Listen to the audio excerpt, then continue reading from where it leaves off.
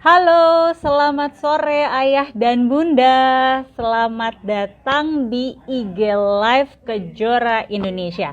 Nah, tepat pada jam 4 sore ini, Kejora Indonesia akan berbincang dengan seorang narasumber yang tentunya beliau sudah sangat terkenal di kalangan ayah dan ibu, dan kita akan membahas hal-hal yang menarik terutama mengenai kecerdasan anak.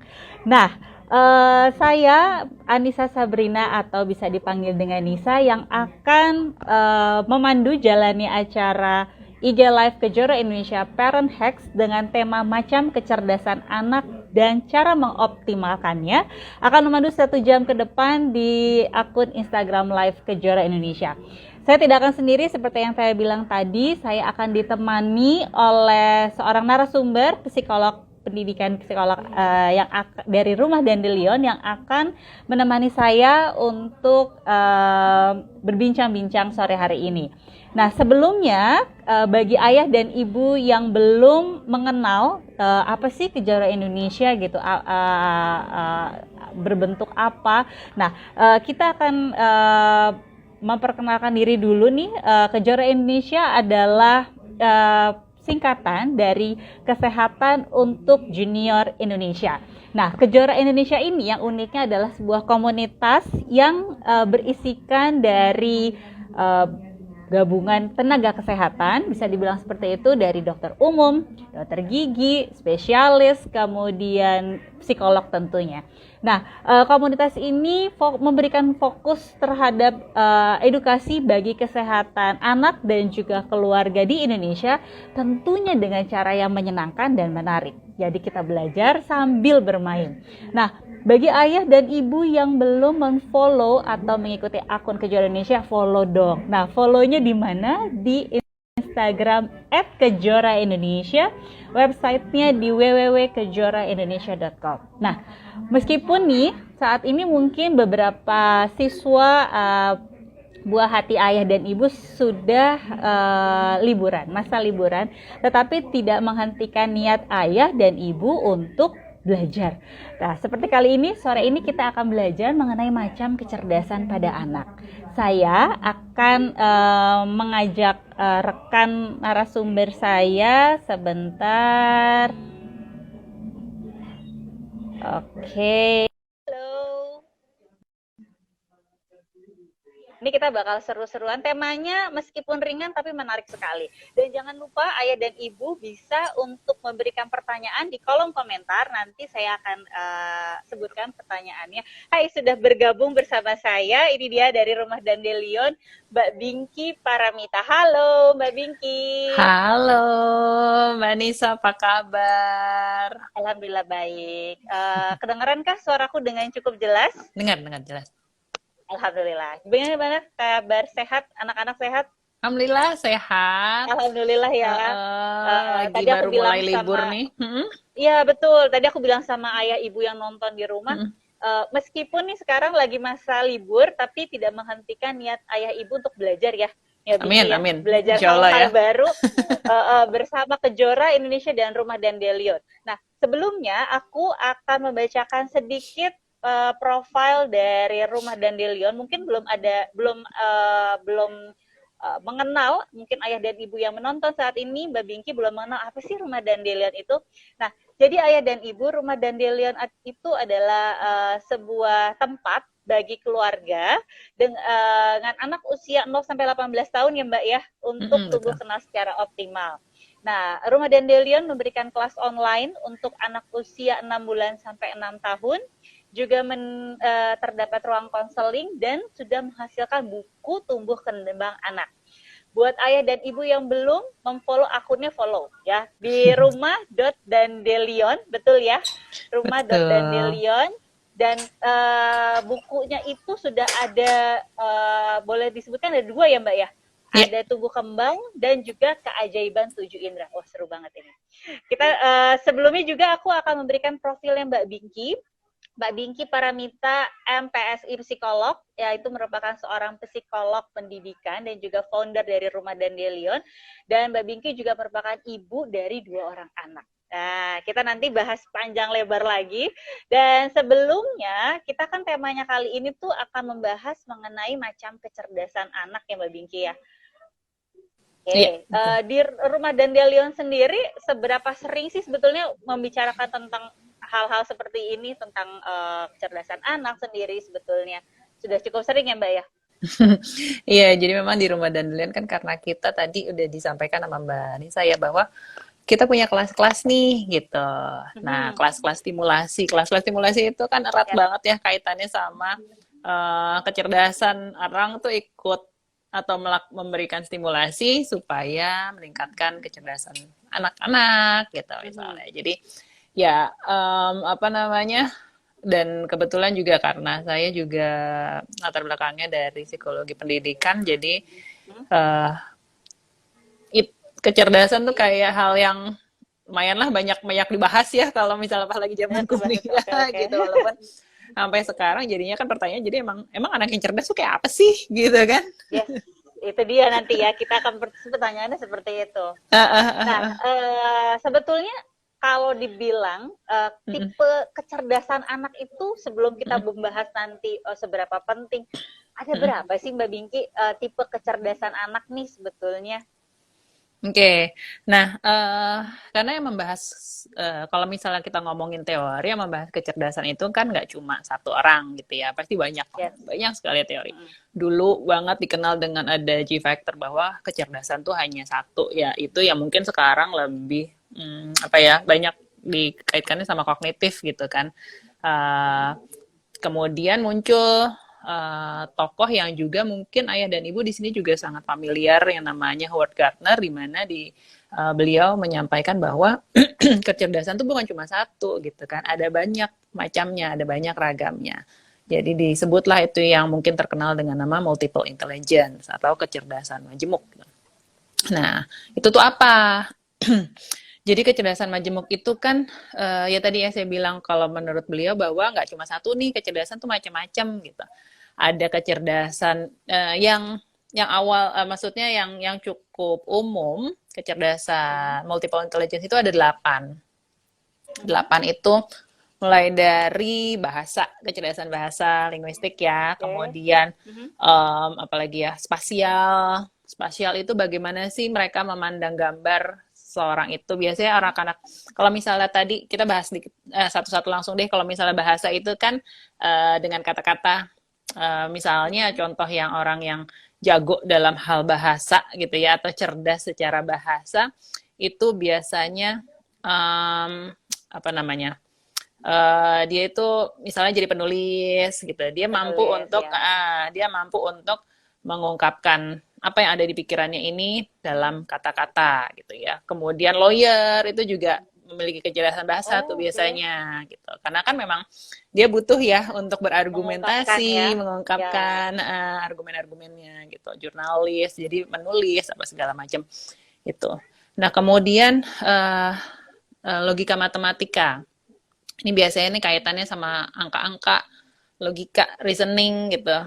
Nah, Mhm. operasi hitung gitu ya. Nah, di sini tuh yang biasanya ketika orang cerdas dalam hal ini mungkin nantinya uh, karirnya gitu ya, ke depannya tuh dia memang jadi mathematician, jadi akuntan, jadi orang yang Oke. jago dan senang statistik gitu, atau Oke. saintis juga bisa gitu ya. Kemudian ada juga yang spatial intelligence, jadi uh, dia apa namanya, visual spasial, jadi dia bisa melihat gambaran gitu. Jadi kalau misalnya di sini tuh disebutnya picture smart, jadi dia tuh bisa membayangkan hal yang misalnya kayak seorang pilot itu membutuhkan kemampuan spasial. Spasial itu dia bisa ngebayangin nih pesawatnya itu sedang dalam keadaan selagi ada berada di mana nih, di kanannya tuh akan, Mhm. kalau misalnya dibilang nih dari operator misalnya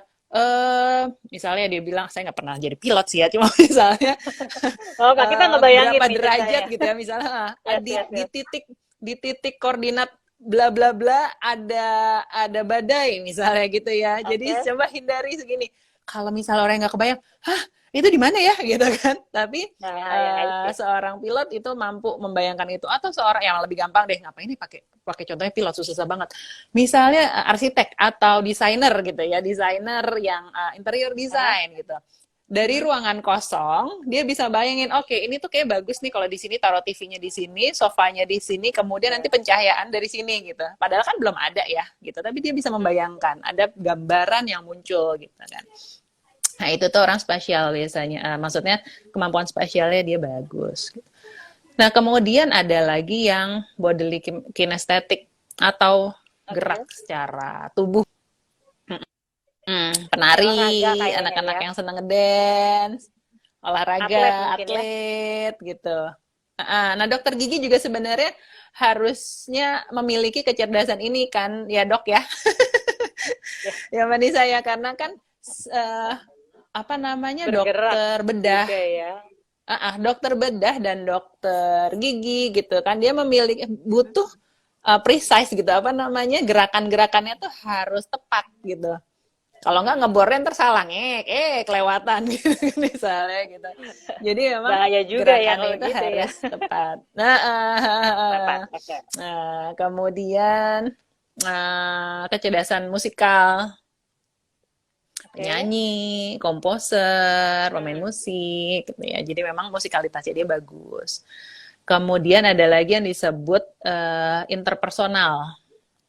Jadi dia di sini tuh kalau interpersonal tuh suka dibilangnya people smart. Jadi dia memang memiliki kemampuan yang baik untuk memahami orang lain gitu ya. Jadi dia bisa kalau gini, karena suka dibilangnya, oh dia sosialisasinya jadi bagus banget nih gitu. Karena dia bisa gampang nih nangkep, oh orang ini tuh lagi butuhnya tuh ini ya gitu kan. Jadi aku akan, oh orang ini sukanya ini, jadi aku ajak ngobrolnya ke sini deh gitu-gitu. Dia mampu untuk Jadi butuh memahami psikolog orang. bukan sih? Ya bisa, psikolog bisa, guru Bisa ya, bisa, psikolog ya kayaknya ya. sales juga bisa. Orang-orang sales itu kan butuh Oke. melihat ya. Aha. Terus orang-orang PR itu juga interpersonalnya. Nah, kemudian ada yang intrapersonal. Kalau inter itu dengan orang lain, kalau intra itu ke dirinya sendiri. Jadi memahami dirinya gitu, kapasitas dirinya apa segala macam. Nah, ini biasanya kalau di sini karirnya tadi psikolog juga, terapis, konselor, entrepreneur. Kenapa? Karena dia juga butuh tahu nih untuk apa namanya, mengelola moodnya dia. Kalau misalnya pengusaha yang masih nggak bisa mengelola moodnya dia, ya besok jualan, hari ini jualan, besok nggak jualan, kan ya nggak hidup ya gitu misalnya. Betul Ya, betul. jadi apa namanya, ada kecerdasan itu yang dibutuhkan juga. Kemudian yang kedelapan itu naturalis. Naturalis itu sama nature, sama alam ya, sama alam. Jadi seperti um, apa namanya, botanis, biologis gitu-gitu. Nah itu memang yang dia uh, mampu nih. Atau misalnya dia juga senang apa istilahnya, kalau cinta alam gitu ya, dia seneng tuh untuk ke sana, Dekat dengan alam ya. dekat dengan alam Ya. gitu. Nah itu tuh delapannya tuh, itu sebetulnya yang di apa namanya, yang awalnya di dicetuskan oleh Howard Gardner gitu, Mbak Nah, Nisa. pertanyaannya Hmm, berikutnya, kalau orang tua tadi kan mungkin hmm, sudah mendengar ada berbagai macam multiple intelligence gitu kan. hmm, hmm, Nah, sebetulnya mulai usia berapa si orang tua tuh bisa melihat, oh kayaknya nih anak aku ada kecenderungan untuk ke arah visual spesial misalnya, hmm, atau hmm, dia kayaknya kecenderungan ke arah naturalis deh nih. Itu hmm, dari hmm. umur berapa sih, Mbak? Biasanya tuh sudah mulai terlihat. Nah, ini sebetulnya dari kecil pun bisa ya, maksudnya selama orang tua itu memang melakukan observasi dengan jeli gitu, atau emang ini menonjol banget. Ada yang memang nggak terlalu menonjol banget, jadi kayak masih ya rata-rata lah anak biasa gitu ya, maksudnya anak-anak pada umumnya gitu. Tapi misalnya ada yang menonjol banget, let's say anak kecil ini dia misalnya umur setahun, ngomongnya juga belum banyak, tapi dia ketika dengar lagu dinyanyiin, dia bisa bersenandung gitu dengan nada yang Hmm. yang sesuai gitu misalnya. Oh, bisa jadi memang dia memiliki kecerdasan musikal nih yang baik Betul. gitu kan ya. Atau anak umur 2 tahun dia ketika dia melihat dance misalnya ya, K-pop dance lah sekarang yang banyak gitu yang Ya. gampang, dan dia tuh bisa Ketularan ibunya meniru. jangan-jangan. Ketularan ibunya K-pop dance Bisa kan. jadi. Jadi dia bisa meniru gerakan itu dengan tepat gitu ya. Jadi memang kemampuan geraknya dia tuh bagus banget gitu. Kinestetiknya ya berarti ya. Kinestetiknya bagus. Atau misalnya ya anak usia segitu diajarin main skateboard terus langsung jago misalnya gitu. Jadi 3 tahun misalnya bisa ikut kejuaraan misalnya kayak gitu-gitu. Itu kan ya itu kita bisa lihat oh ya memang dia secara alamiah tuh apa namanya memiliki kecerdasan tertentu itu yang lebih menonjol dibandingkan yang lain gitu. Jadi emang kita perlu untuk lihat aja sih dari kecil bisa aja kalau memang itu sangat menonjol gitu. Gitu Mbak Nisa. Oke. Kalau dari umur usia dini, kalau yang aku tangkap Mm-mm, tadi kan dari mm-mm, usia 1 tahun udah bisa kelihatan. Nah, mm-mm, semakin bertambah umur, mm-mm, tipe kecerdasan si anak ini akan bertambah kah mm-mm. atau akan bagaimana biasanya? Nah, mungkin jadi gini kali ya, aku ngomongnya gini, kecerdasan orang itu kan kita sebut, setiap orang itu kan cerdas ya, punya potensi kecerdasan, setuju nggak sampai situ? Yes. Setuju ya? Jadi kan memang ada potensi kecerdasan.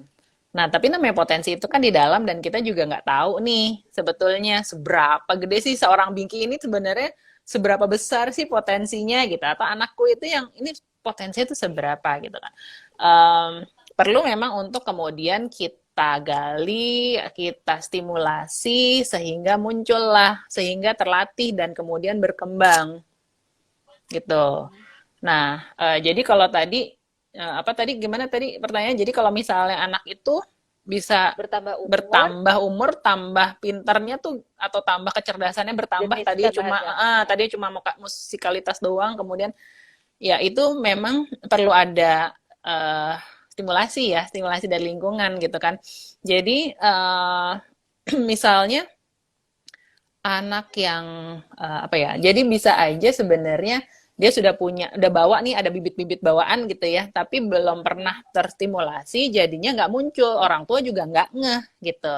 Ya, Bisa jadi kan gitu. Tapi ketika kita stimulasi, istilahnya dibuka dikit lah gitu, tutupnya terus dia kerannya ya. keluar, kerannya dibuka Kerannya bisa langsung ngalir ya. keluar, gitu. Jadi apakah kemudian bertambah, berkurang? Ini ya itu semua tergantung dari interaksi di sekeliling anak itu bagaimana gitu.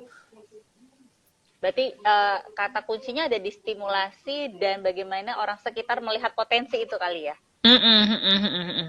Bisa Gitu jadi ya. begitu.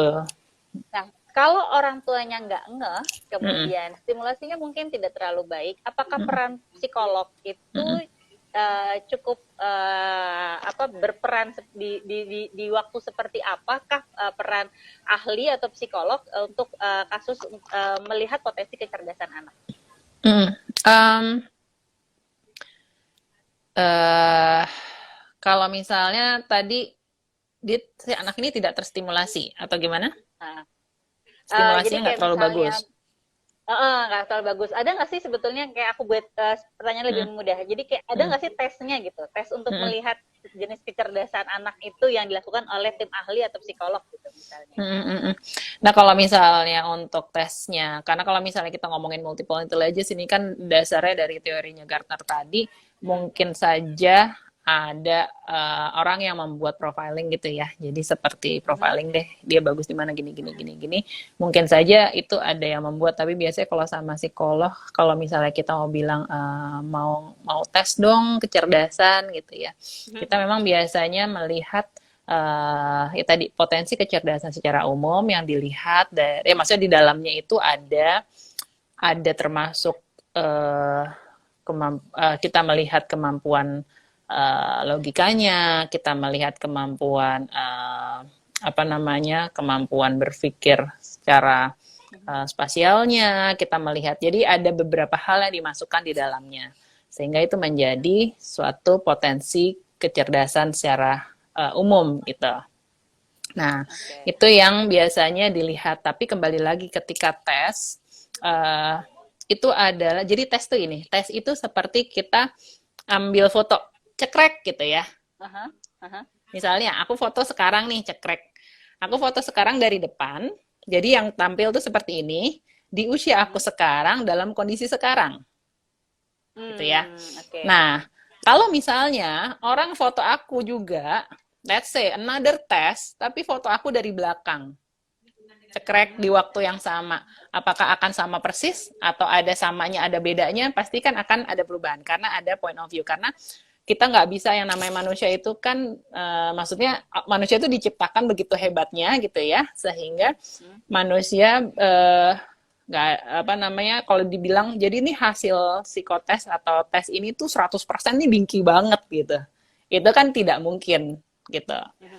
Supaya jadi kita juga paham bahwa oke, ini adalah kondisi anak ketika itu, mungkin aja pas lagi tes ternyata oh anaknya tadi pagi makannya kurang, jadinya agak lapar, jadi agak kurang konsentrasi misalnya, bisa gitu. Walaupun kami ketika melakukan tes berarti sudah berusaha untuk yuk Bu, kalau mau tes tidur cukup gitu kan ya, terus makan dulu paginya apa segala macam untuk meminimalisir hal-hal yang tadi. Tapi namanya kondisi itu pasti akan bisa berbeda-beda. Jadi kalau misalnya tesnya ada tesnya, tapi itu tadi itu bukan patokan 100%. Oke, ini bisa ke foto langsung saat itu anakku misalnya cerdasnya secara ini gitu ya. Ya saat itu mungkin, tapi bisa jadi karena ada satu sisi lain yang belum terlalu tergali misalnya, bisa jadi juga. Nah, sebetulnya anak-anak ini dia ada nggak sih anak-anak yang mungkin mempunyai cabang kecerdasan tuh misalnya lebih dari 2, 3 kah? Atau biasanya paling biasanya secara general anak-anak itu memiliki beberapa jenis kecerdasan sebetulnya? Sebenarnya setiap orang, kalau kata Gartner ya, setiap orang Yes. itu punya kecerdasan ini.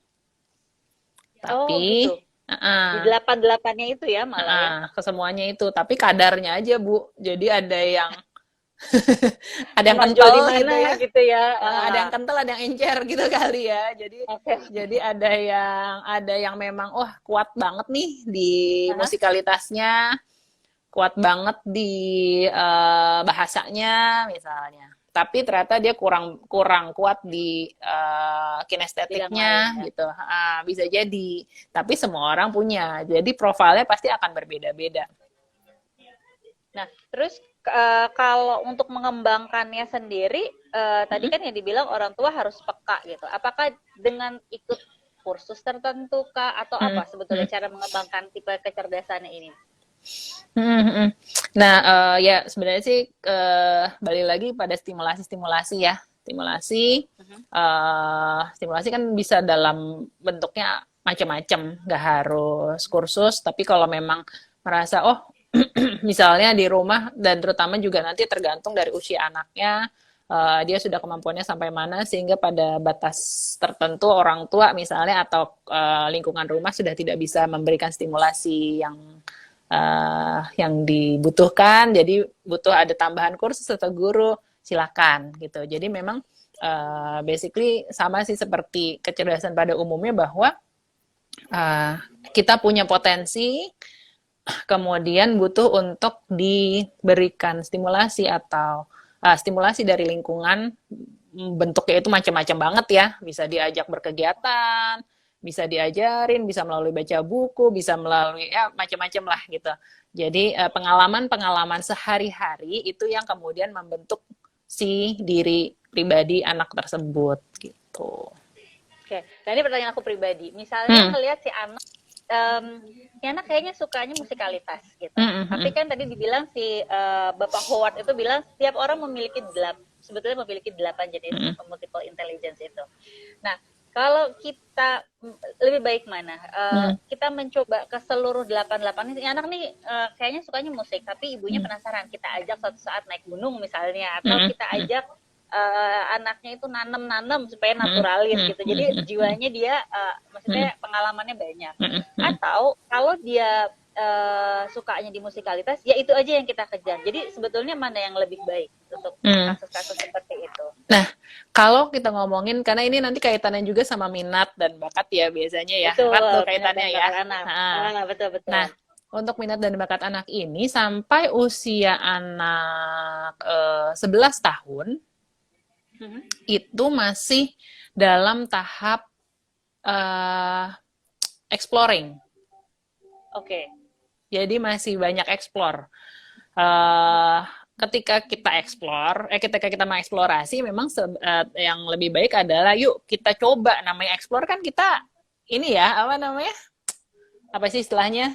Kita menjelajah gitu kan ya. Ya. Ya kita coba, nggak apa-apa, nggak ada masalahnya. Kita tahu, oh ternyata dia jago banget nih di berenang gitu kan. Dia tetap kita ikutin klub deh, oke. Tapi bukan berarti kemudian kita tidak mengenalkan dia pada hal-hal lain. Karena sayang sekali, siapa tahu ada hal-hal lain yang juga bagus di diri dia dan bisa dikembangkan gitu. Jadi memang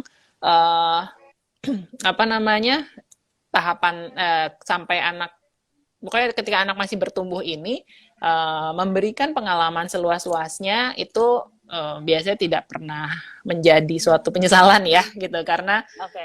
nggak ada salahnya gitu untuk kita memberikan atau mengenalkan yang baik. Tapi yang menjadi mungkin yang butuh untuk di apa ya, untuk kita cermati, kita mengenalkan bukan kita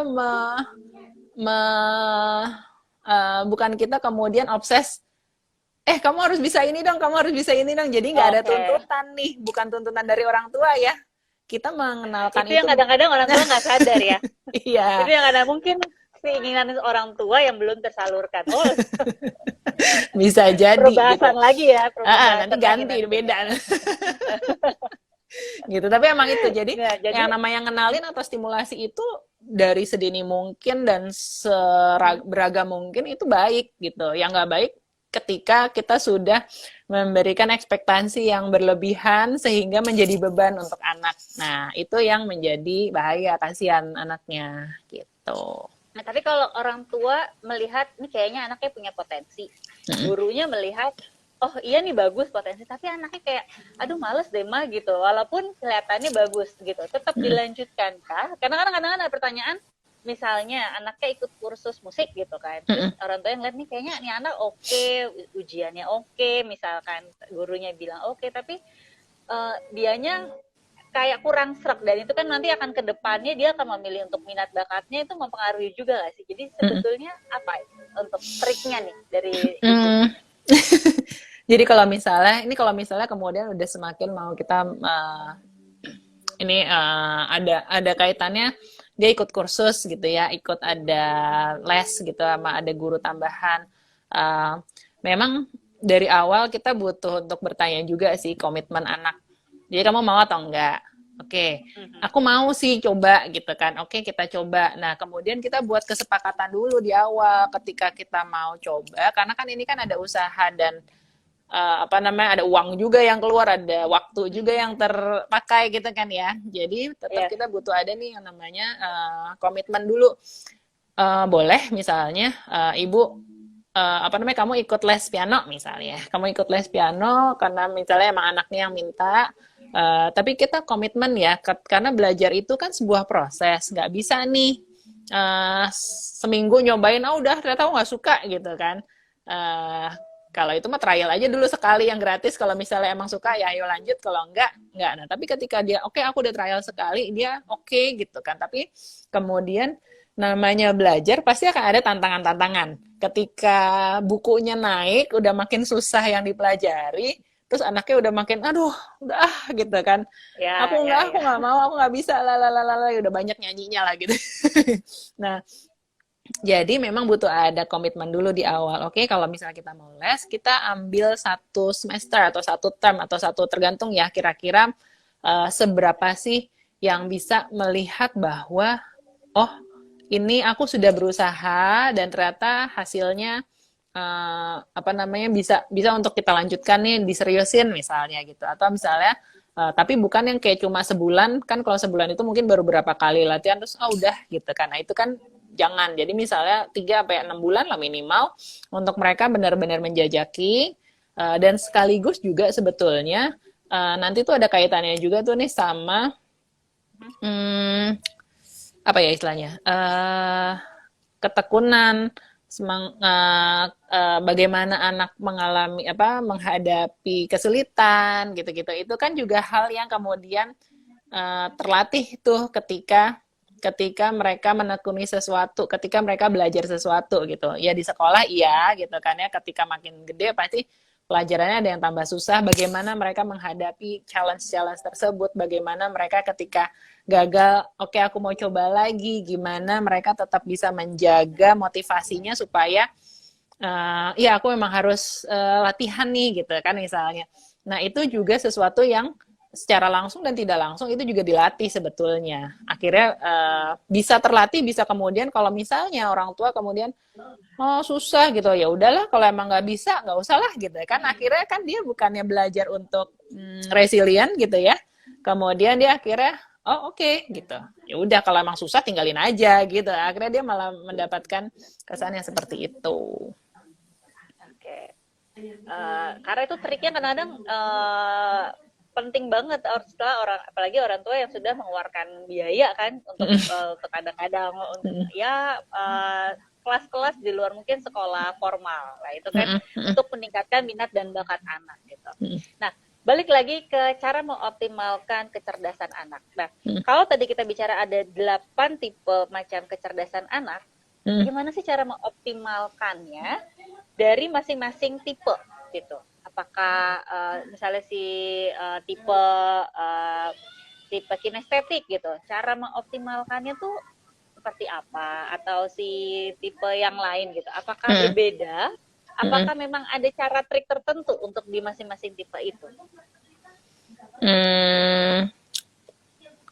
Kalau per tipe, sejujurnya karena aku juga tidak cerdas dalam ke semua tipe gitu. Jadi memang mungkin ini ya, apa namanya, balik lagi pada tadi si stimulasi tersebut. Ya, apa namanya, cara mengoptimalkannya ya memang kita perlu untuk berlatih ya, semakin banyak pengalaman yang sesuai gitu ya, yang misalnya pengalaman ketika kita mau melatih musikalitas ya pengalaman dalam hal musikalitas lah gitu ya, terlibat di dalam misalnya dia banyak mendengarkan beragam musik, kemudian dia juga apa namanya terlibat ke dalam suatu orkestra atau band atau grup kecil apapun itu gitu ya. Kemudian dia juga banyak mempelajari sendiri misalnya apa segala macam. Jadi pada dasarnya sih memang stimulasi yang butuh untuk kita lakukan secara konsisten dan dan kalau misalnya itu kan dari luar kita ya tadi kan stimulasi itu kan dari luar ya, jadi misalnya kita belajar dari sana dari sini gitu kan, ada dorongan dari keluarga, dari lingkungan, dan juga dari dalam diri. Kalau misalnya kita ngomongin anak-anak ya faktor gizi sih biasanya juga itu ada hubungannya pasti ya, ngaruh, gitu ya. Kan ngaruh gitu. Kemarin tuh soalnya aku baru live juga sama dokter terkait stunting gitu kan ya, bagaimana ketika stunting itu kan ada faktor kekurangan gizi. Ketika kekurangan gizi atau kebutuhan tubuh kita tidak terpenuhi sehingga tidak tercukupi, bagaimana kita bisa mengembangkan potensi-potensi di dalam tadi gitu, karena si tubuhnya sibuk dengan ayo nih ini masih defisit nih, kita harus, padahal ini tubuh harus kerja gitu kan ya. Terus kemudian di otaknya juga perkembangan otaknya juga ya akhirnya ya seadanya aja gitu, jadi tidak optimal gitu-gitu. Jadi yang namanya mengembangkan potensi itu memang kompleks lah, kita nggak bisa ngomong single factor gitu kan. Jadi memang pasti ada dari beragam poin faktor ya, faktor-faktor gitu. Nah, Tadi kan dibilang beberapa jenis pekerjaan itu bisa terlihat dari macam kecerdasan dan juga apa namanya dari macam kecerdasan itu bisa melihat untuk nanti jenis pekerjaan di masa depan. Nah, Hmm. itu untuk memilih sekolah ngaruh nggak? Kalau ya ini kan anak-anak Ah, misalnya sekarang ayah dan ibunya sedang menyaksikan, mungkin punya anak, mungkin kalau untuk pemilihan karir masih jauh berbicaranya beberapa puluh tahun ke depan gitu, beberapa belas tahun. Nah, yang paling dekat memilih sekolah, misalkan sekolahnya hmm, nanti haruskah sekolah tertentu hmm, atau gimana? Apakah ada perbedaannya untuk memilih hmm. sekolah dengan potensi kecerdasan anak? Oke. Nah, kalau menurut Gartner sendiri ya, tadi itu Mhm. eh, jadi untuk yang mana ya? Bentar, ada dua.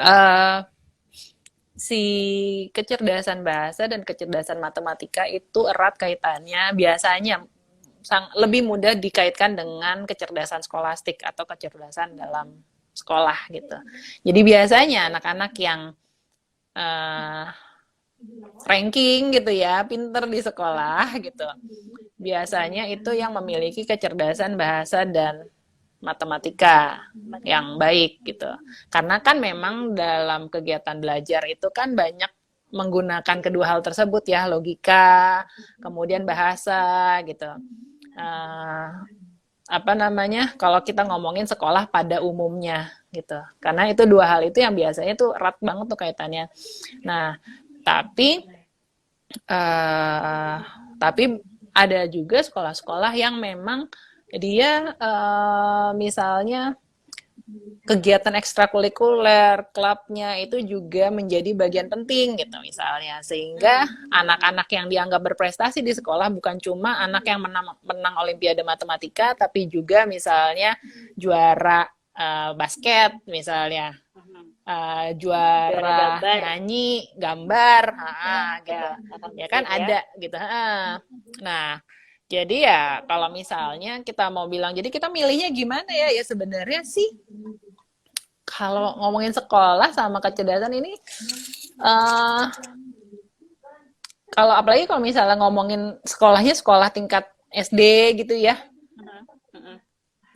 uh, kalau misalnya kita ngelihat nih, oh memang anakku kayaknya, maksudnya gini, kalau kalau ngomongin SD, menurut saya menjadi terlalu dini untuk kita kemudian mengotak-ngotakkan gitu, karena kan Oh, kecerdasan ini kan oke. masih sangat berkembang.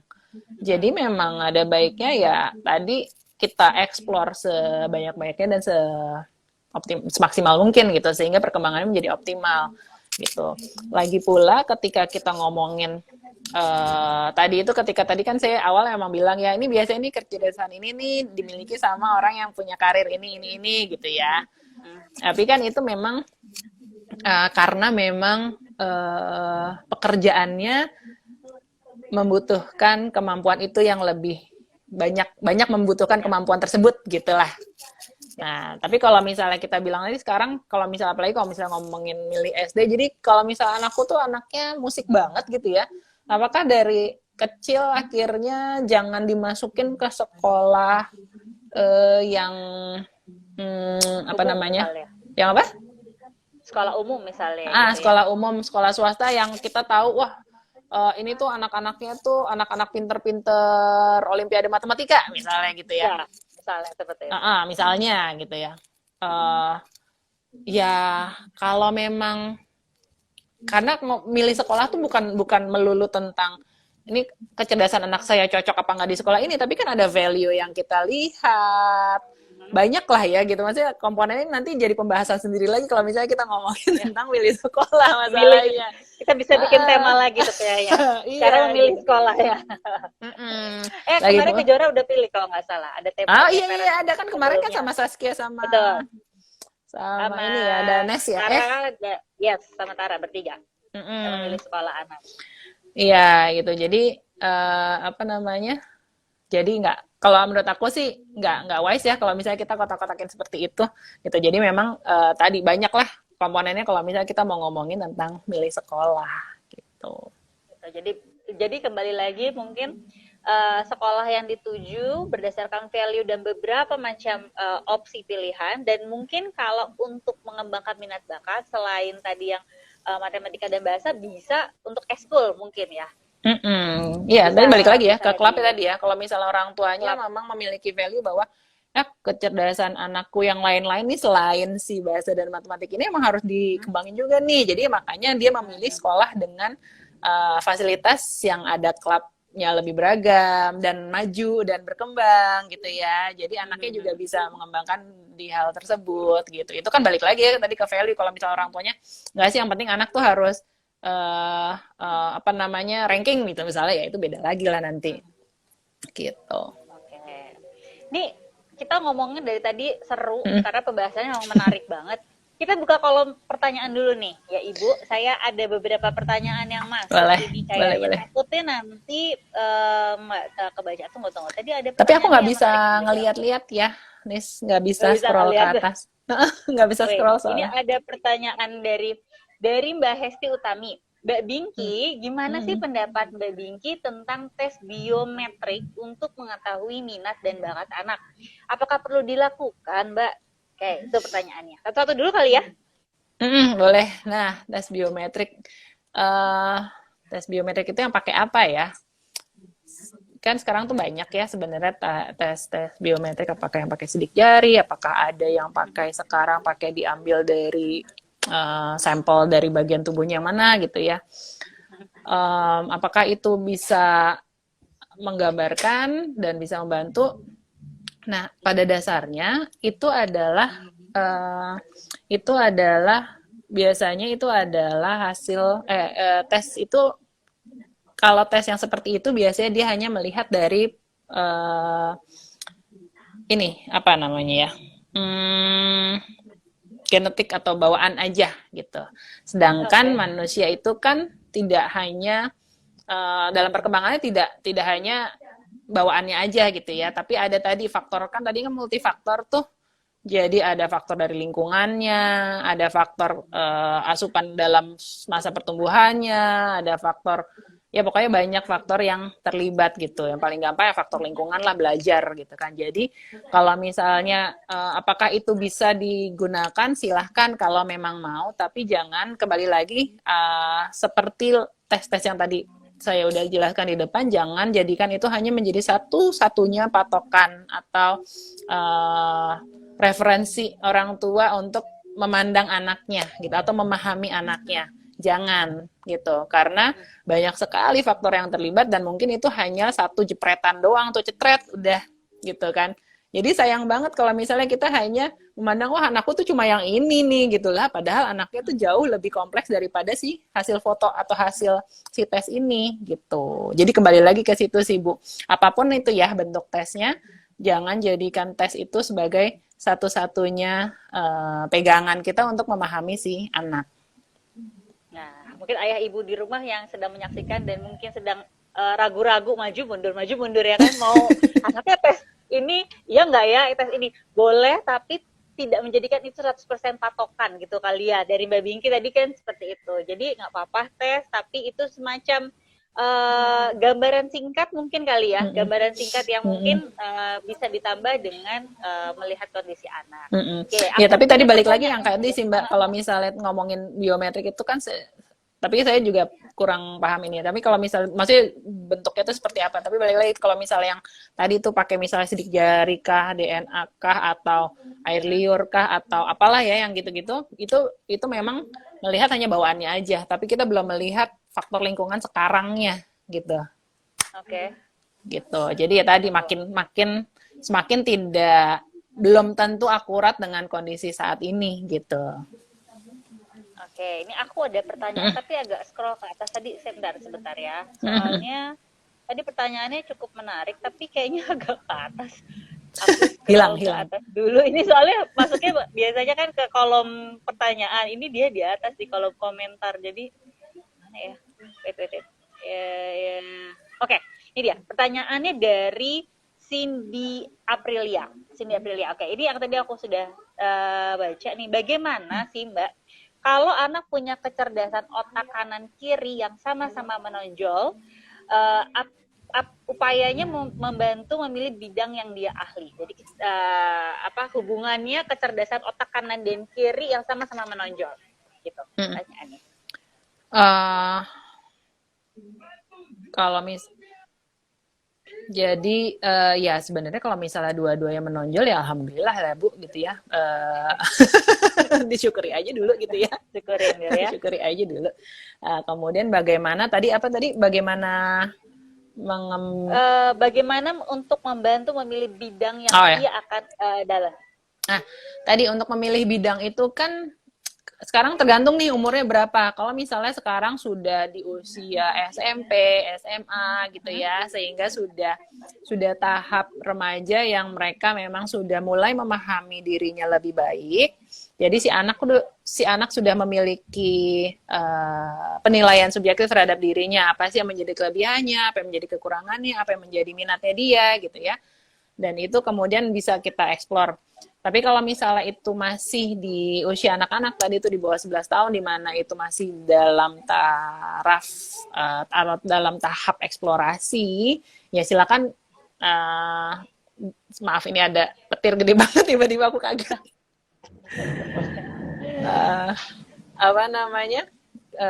Dalam tahap eksplorasi itu silakan dieksplor lebih lanjut,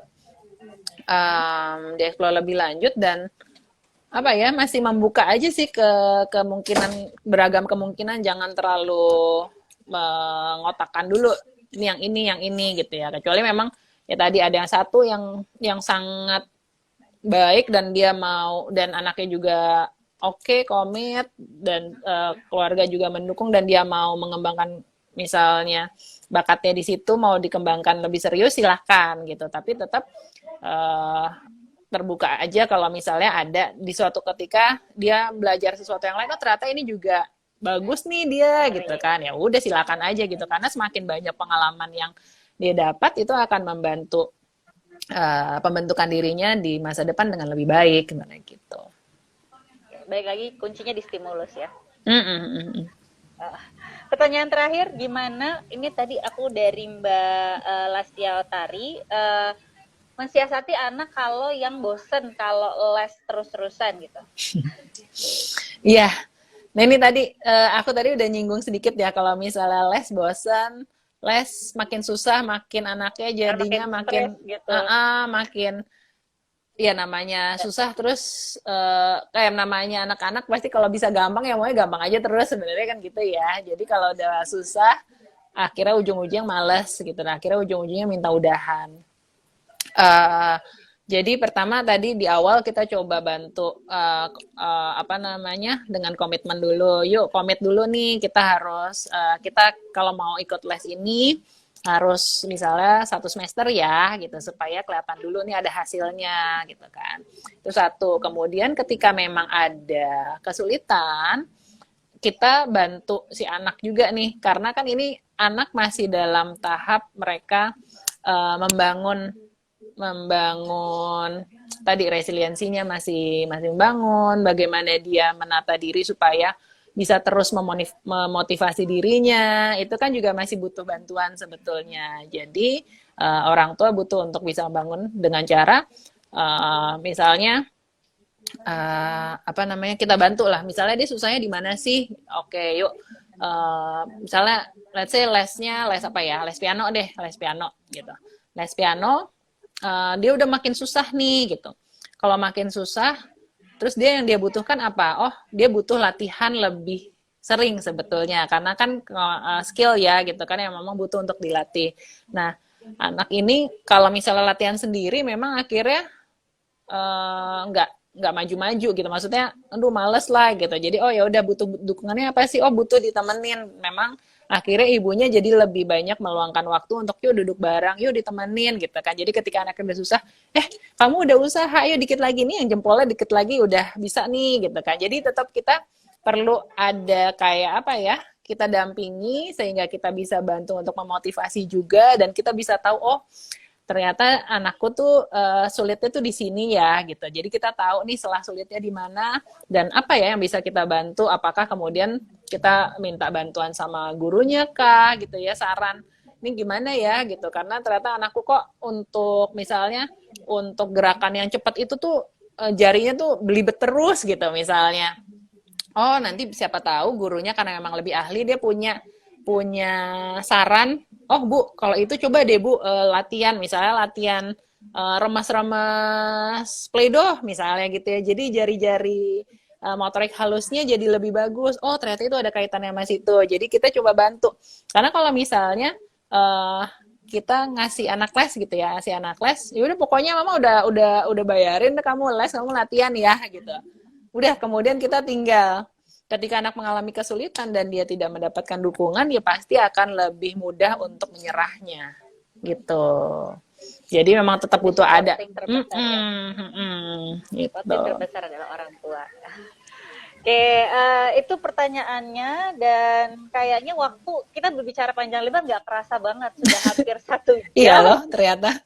Nggak kerasa gitu. Jadi aku mau memberikan sedikit rangkuman dari pembahasan Instagram Live kali ini dari Kejar Indonesia dan Rumah dan Delion.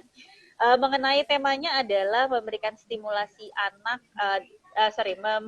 meningkatkan cara kecerdasan anak dan optimalisasikannya. Nah, sebetulnya menurut Howard Garrett, kecerdasan anak atau multiple intelligence ini ayah bunda terdiri dari ada 8 tipe. Pertama adalah bahasa atau linguistik, kemudian ada juga spasial, kemudian ada logika matematika, kinestetik, musikal, intrapersonal, interpersonal, dan juga naturalis ya. Nah, ke-8 tipe ini itu sebetulnya dimiliki oleh setiap orang, setiap pribadi, tetapi mungkin yang terlihat atau yang menonjol itu hanya beberapa faktor saja dari kecerdasannya, tidak semuanya gitu. Nah, setiap orang itu juga akan terus berkembang jenis kecerdasannya berdasarkan dari usia, dan yang penting adalah stimulus yang tepat dari lingkungan sekitar itu akan mempengaruhi bagaimana kecerdasannya itu akan berkembang di masa yang akan datang. Nah, yang paling penting juga yang tadi saya lihat itu bagaimana minat dan kecerdasan anak itu sebaiknya diperkenalkan ke seluruh macam jenis kecerdasan yang tadi, terutama untuk anak-anak di bawah usia 11 tahun ya Mbak ya, karena di usia itu adalah kemampuan eksplorasi anak sangat baik, sehingga anak bisa mengenal berbagai macam kegiatan dan juga stimulus, sehingga saat menginjak usia yang lebih dewasa lagi, dia sudah bisa lebih fokus mungkin kepada tingkat kecerdasan yang dia sukai sesuai dengan minat dan bakatnya. Nah, juga kalau misalnya ternyata nanti memiliki kesulitan dalam atau hambatan dalam menjalankan minat dan bakat, mungkin bisa dilihat ulang bagaimana kesepakatan antara orang tua dan anak terhadap stimulus yang diberikan di awal. Jadi kesepakatannya seperti apa dulu? Apakah mau dilanjutkan atau supporting orang tua seperti apa? Karena yang paling penting sebetulnya bagaimana orang tua untuk memberikan hal-hal terbaik bagi orang tua. Nah, kemudian juga tadi sedikit Mbak Binky memberikan insight tentang stunting.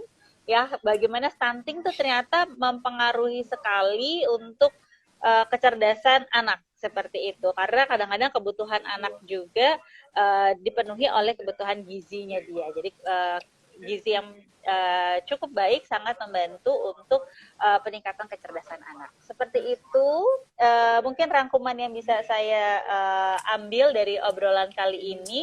Nah, mungkin Mbak Binky ada yang mau ditambahkan?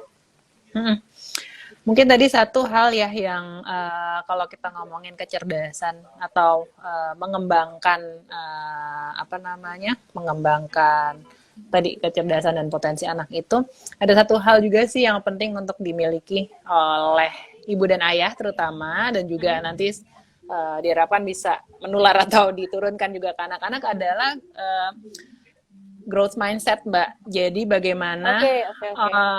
kita memiliki pandangan bahwa kecerdasan dan keterampilan itu adalah sesuatu yang dapat terus berkembang, gitu. Jadi bahwa apa namanya? Jadi kita tidak sebatas apa sih bawaan lahir kita gitu ya, tapi kita tuh sebagai manusia kita bisa berusaha dan berupaya sehingga semua apa namanya pengalaman-pengalaman itu tuh bisa meningkatkan atau mengembangkan si kecerdasan ataupun keterampilan kita gitu. Uh, supaya kita juga tadi kayak tadi tuh misalnya dapat tes yang di awal, wah ternyata aku nggak bagus di musik, di musikalitas aku tuh ternyata kalau dari tes tadi misalnya biometrik atau apapun itu ya, jadi misalnya tes sidik jari anggaplah gitu ya, atau tes apapun itu ya, misalnya faktor bawaan gitu ya, faktor bawaan, oh ternyata nggak bagus nih di musikalitas, padahal aku suka banget loh gitu, padahal aku suka banget dan aku enjoy banget gitu. Jangan sampai ketika kita ngerasa oh ya udahlah aku nggak bagus, ya udah, terus akhirnya dia membuat itu dia malah jadi menyerah gitu. Tapi ketika kita memiliki growth mindset tadi, apa namanya, bahwa sesuatu itu bisa terus berkembang dengan kita melakukan usaha, latihan, dan juga tadi stimulasi, maka yuk kita menghargai setiap usaha dan setiap kemajuan-kemajuan kecil yang ditunjukkan oleh anak, bukan cuma hasil akhirnya aja nih, goalnya nih harus jadi ini, harus begini, harus begitu gitu, tapi usaha di dalamnya itu adalah sesuatu yang juga penting untuk kita hargai dan untuk kita nikmati prosesnya gitu, Mbak. Oke. Terima kasih sekali pembicaraan yang sangat menarik pada sore hari ini. Mungkin di beberapa tempat saat ini sedang turun hujan ya, Mbak. Di beberapa tempat sedang turun hujan juga. Gitu. Bagi ayah dan ibu yang mau bertanya lebih lanjut ke Mbak Binky, boleh di-share akun sosial medianya dan juga akun sosial media Rumah Dandelion. Tadi sudah saya sebutkan di awal, tapi mungkin boleh disebutkan ulang kembali. Boleh, silakan ke rumah.dandelion. Jadi di sana kami ada apa namanya? Selain tadi ada kelas-kelas, kemudian kita juga punya ruang konseling di mana kami punya psikolog-psikolog dari psikolog anak, pendidikan maupun psikolog dewasa. Jadi kalau memang ada hal-hal yang mau ditanyakan terkait tumbuh kembang anak, terkait dengan relasi dengan pasangan, terkait dengan keluarga pada umumnya, boleh silakan hubungi Rumah Dandelion. Gitu, Mbak Nisa. Terima kasih banyak untuk hari ini. Terima kasih. Pembicaraan yang menarik dan seru. Semoga bermanfaat ya. Itu yang kita harapkan. Amin. Edukasi ayah dan ibu keluarga sehat Kejora dan juga ayah dan ibu dari Rumah Dandelion. Jadi kita sama-sama untuk memberikan edukasi bahwasannya kecerdasan anak itu tidak bisa disepelekan begitu saja ya. Meskipun sudah ada dari masing-masing anak itu sudah memiliki bibit-bibit kecerdasannya, tapi apa salahnya sih kalau orang tua juga aware masalah itu. Oke, saya menutup pembicaraan Instagram Live kali ini dengan mengucap terima kasih kepada Mbak Binky dan juga teman-teman dari Rumah Dandelion, dan juga kepada ayah ibu dan keluarga sehat Kejora yang sedang menyaksikan Instagram Live kita kali ini. Sampai bertemu di lain kesempatan dan juga semoga bisa dengan tema-tema yang lebih menarik lagi. Tadi udah banyak tuh ide-ide temanya ya kayaknya ya. Bisa dibahas lagi. Mohon maaf bila ada kekurangan dari kami. Semoga bisa tertangkap dengan baik. Sekian pembahasan macam kecerdasan anak dan optimalkannya pada sore hari ini. Saya undur diri dulu. Salam sehat, keluarga sehat Kejora. Sampai jumpa lagi. Dadah. Dadah. Terima kasih ya. Yeah.